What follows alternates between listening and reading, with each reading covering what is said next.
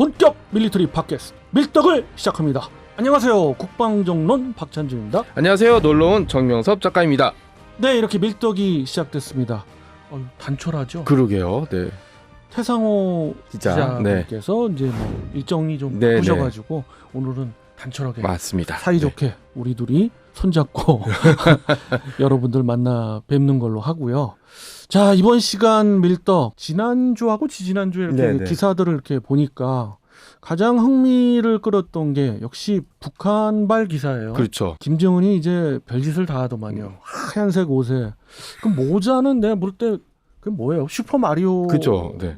같은 모자예요. 제가 보기엔 그랬어요. 네. 상당히 좀 우스꽝스러운데 뭐 북한 사람들이나 북한 분들이 보기에는 그게 익숙한지 모르지만 굉장히 좀 우스꽝스러웠고, 공개한 무기 체계를 보니까 요즘 핫한 자폭 드론이죠. 그렇죠. 네. 우크라이나전에서 상당히 이게 뭐 항상 말이 나와요. 게임 체전이란 말이 나오는데 그런 거 함부로 쓰지 않는 걸로. 네. 하지만 적성국의 기갑에 대응하기 위한 네. 공격하기 위한 용도로 상당히 인기를 끌고 있고 핫한 건 네. 맞아요.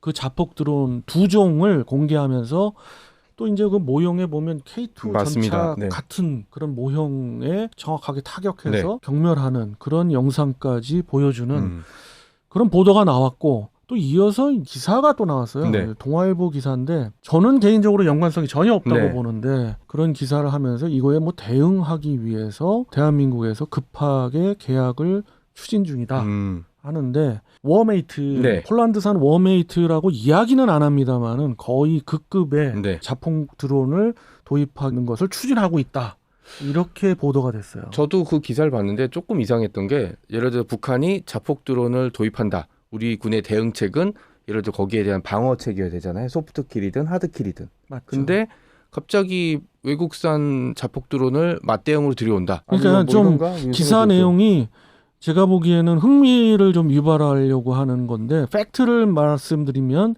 대응하기 위한 무기 체계로는 적절치 않죠. 그렇죠. 네.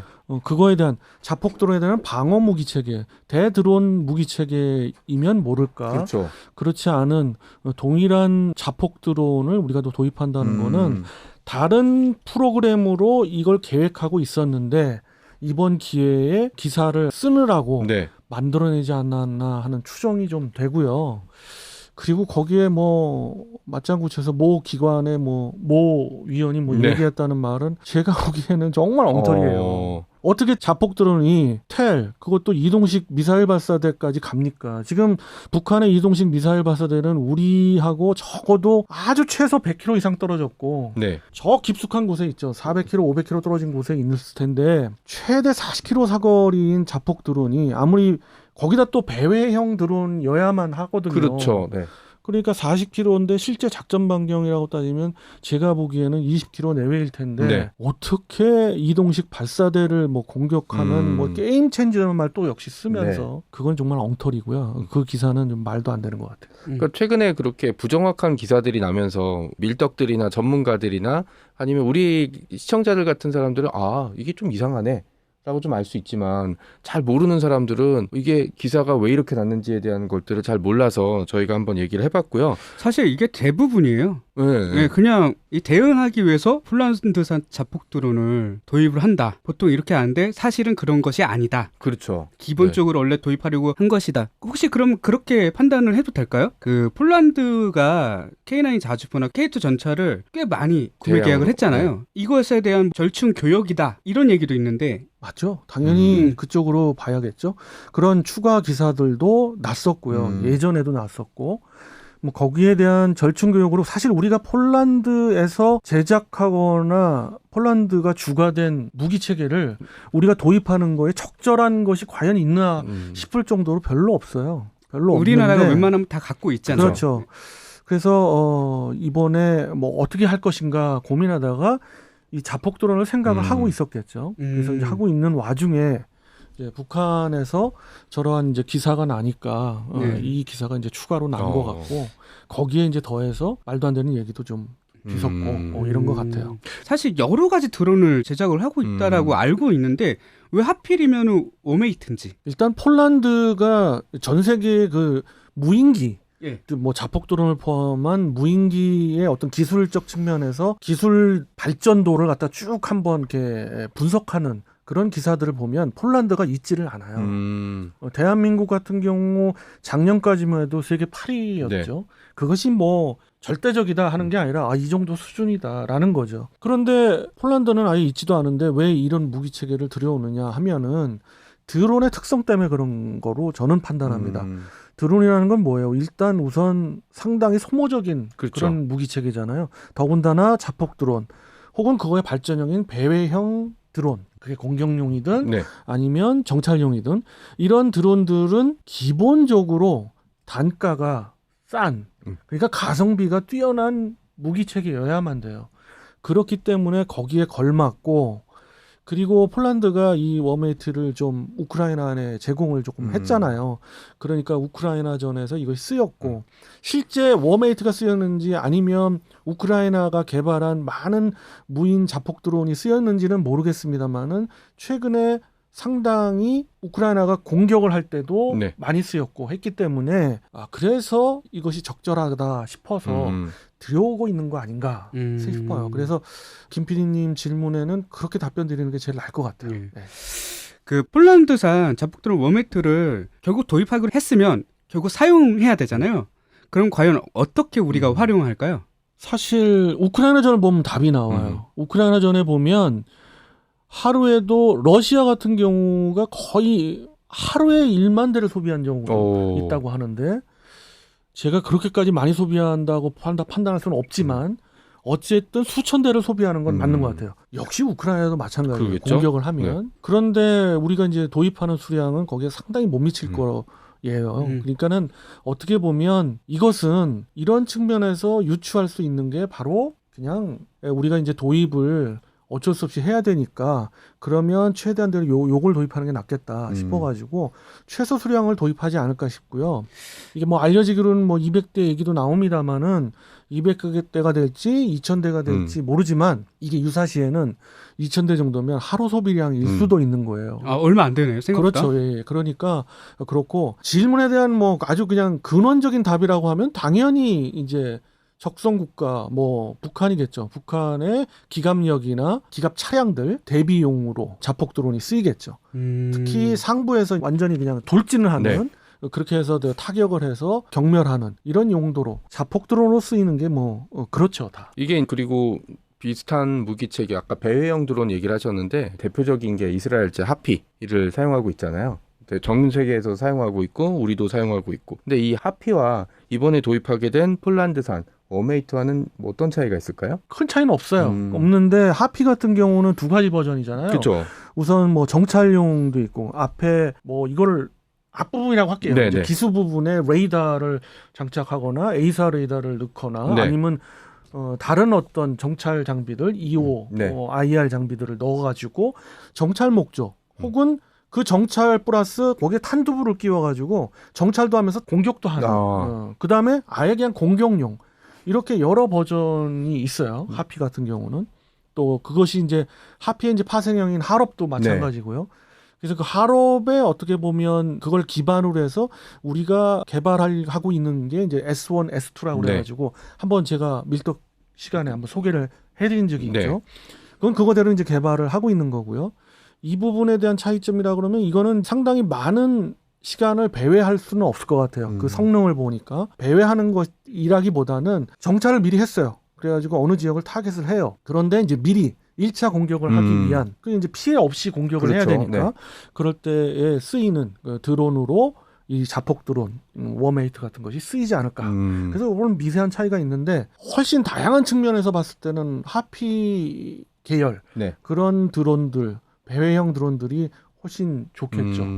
하지만 절충 교육으로 어쩔 수 없이 그 관련 기사들은 저도 봤던 게 폴란드에서 불만이 좀 있었던 것 같아요. 우리는 이렇게 많이 사는데 니네는 뭘 사냐? 우리 것도 사줘라 이렇게 얘기 나와서 뭔가 절충 교육을 하겠다라는 생각은 저도 하고 있었는데 뭐 배회형 이런 자폭형 무인기라면은 뭐 사용할 수도 있고 그 다음에 만약에 우리한테 안 맞는다 그러면 도입한 것만 사용하고 더 이상 안 사면 되는 거니까 나름 나쁘지 않은 선택인 것 같아요. 결국은 그런 것 같아요. 대한민국도 자폭 드론을 국산화 진행한다고 예전에 한번 그 언급이 있었던 것 같은데 이게 보통 일반인들은 이게 진행이 되고 있는 거야 아니면 시작도 안 하는 거야 아니면 계획이 없는 거야 요것에 대한 그 포인트를 아예 못 찍고 있는 경우가 많거든요. 그게 개발이 시작된 거는 사실 제가 알기로는 10년도 넘었어요.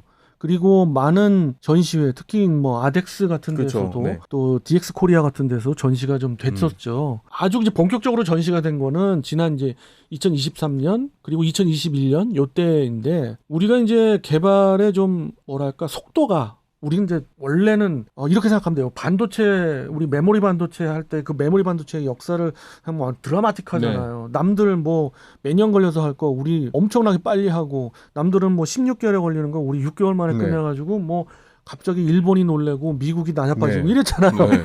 그거와 유사하게 갔으면 좋은데 네. 이 드론만큼은 그렇게 안 됐어요. 하다가 엎어지고 그 기반 기술은 남지만 사업이 진행되다가 좀 사장되는 경우도 있었고 예. 그게 좀 불만족스럽긴 합니다만은 어쩔 수 없었죠. 이제 지금부터 본격적으로 이제 가고 있는 것 같아요. 그래서 S1, S2로 불리는 이 할업의 파생형 그 배회형 드론도 우리가 곧 아마 시제품이 나오고 네. 아마 머지않은 장래에는 우리 국산으로 실전 배치가 되지 네. 않을까 싶습니다. 그럼 박 의원님이 생각하시기에 우리나라가 자폭 드론을 개발을 하고 국산을 한다면 그 방향성과 그 초점은 어디에다 맞추고 개발을 해야 될지 한번 개인적 의견 좀 듣고 싶어요. 요즘은 제밍, 그러니까 이제 드론을 갖다가 대드론 전략에 있어서 가장 넘버원이 전자전이에요. 그래가지고 우크라이나전도 보면은 양쪽이 다 지상 기반의 전자전을 통해서 드론을 무력화했잖아요. 맞습니다. 네. 그래서 뭐 그렇게 엄청난 양으로 띄운 자폭 드론들이 그냥 드롭하고 떨어지거나 목표물에 뭐, 못 닿고. 예. 네. 해롱해롱거리다가 떨어지거나 이러잖아요. 네. 그런데 요즘 드론들은 그걸 또 뛰어넘는 그런 드론을 개발하고 우리는 당연히 그걸 뛰어넘는 드론을 개발하고 있거든요. 그래서 일단 전자전에 강한 드론 이를테면 지금 나와 있는 건 또 이런 거죠. 제밍을 걸었어요. 네. 그러면 제밍이 걸리면 그걸 우회해서 제밍 지역은 한정적이잖아요. 네. 그걸 우회로 돌파해서 갈 수 있는. 어. 여기 이런 능력을 보이려면 어떻게 해야 돼요? 기본적으로 더 발전된다면 AI가 접목된 드론이어야만겠죠.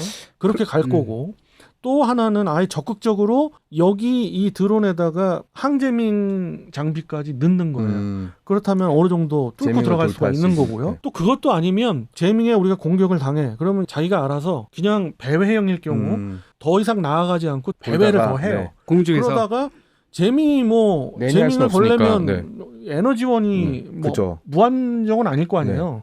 그럼 어느 정도 수준에서 제밍이 떨어진단 말이에요. 네. 이제 끝난단 말이에요. 그럼 그때 그때. 이제 공격을 하는 이런 방법도 있어서 평론적으로 말씀드리면 지능형 드론이 대세일 것 같고 예. 우리가 이제 그렇게 개발이 될 것 같고요. 그렇게 되면 단가는 좀 더 비싸지겠지만은 사실은 그것이 더 효율적이고 더 무섭고 강력한 드론이 되지 않을까 싶어요.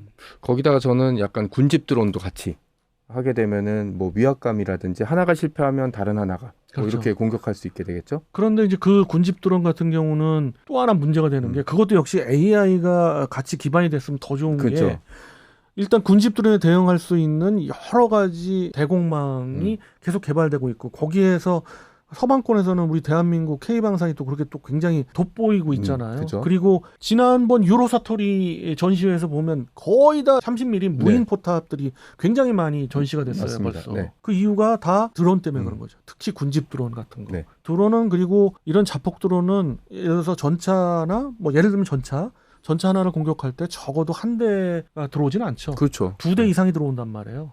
그렇기 때문에라도 군집 드론을 해서 말씀드립니다만은 그 군집 드론은 기본의 기본이기 때문에 그렇죠.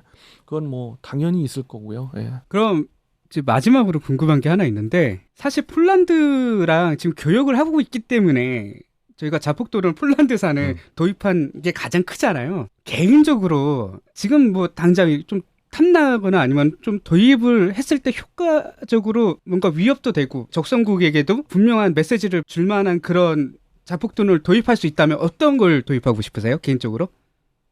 저는 스위치 블레이드. 저도. 스위치 블레이드 네. 300, 600 시리즈가 지금으로서는 가장 시급한 것 같고 그러나 이제 그거는 이제 좀 단가도 있고 그리고 우리가 그와 유사한 무기 체계를 개발도 또 하고 있잖아요. 그렇죠. 네. 그래서 조금이라도 가성비가 뛰어난 그런 무인기 또 드론, 자폭 드론들을 도입하기 위해서 한 거고 여기는 제가 보기에는 거의 우선순위가 절충 교역이었어요. 그리고 이 절충 교역은 우리가 그 국가 대 국가 간의 계약의 그 계약서 전문을 전부 공개하지를 않잖아요.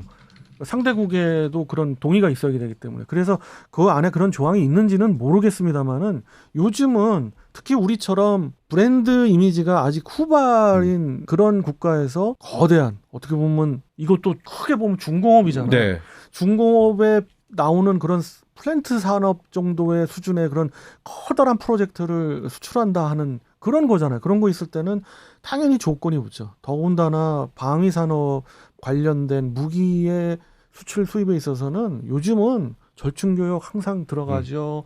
그리고 기술 도입의 이전, 문제, 기술 이전 문제 다 들어가요. 그렇기 때문에 이거는 피할 수 없는 숙명이고 더더군다나 후발주자는 그건 당연히 어떻게 보면 머릿속에 안고 가야 돼요. 자, 이렇게 해서 이번 시간은 북한이 저는 개인적으로 밀리메라랑 네. 굉장히 좋아요. 네. 계속 보여주기 위한 그런 영상과 기사를 보면서 그것도 예전과 달리 김정일 때는 화질도 참 구렸거든요. 네. 그리고 공개도 잘 안 했거든요. 네. 근데 참 자주 공개해줘서 그러면서 동시에 그들을 뭐 얕잡아 보거나 그럴 수는 없겠습니다만은 그런 기사를 통해서 나오는 후속 기사들이 팩트도 전달 드릴 겸 그리고 이번에 자폭 드론에 대해서 한번 말씀도 드릴 겸 해서 이번 코너를 요거 김 PD님이 저 발제해 주셨어요. 네, 맞습니다. 그래서 네. 저는 좋은 그런 아이디어 같아서 한번 이번 네. 시간에 이야기 나눠봤고요. 다음 시간에 또 다른 흥미로운 주제 갖고 여러분 찾아뵙도록 하겠습니다. 그럼 안녕히 계십시오.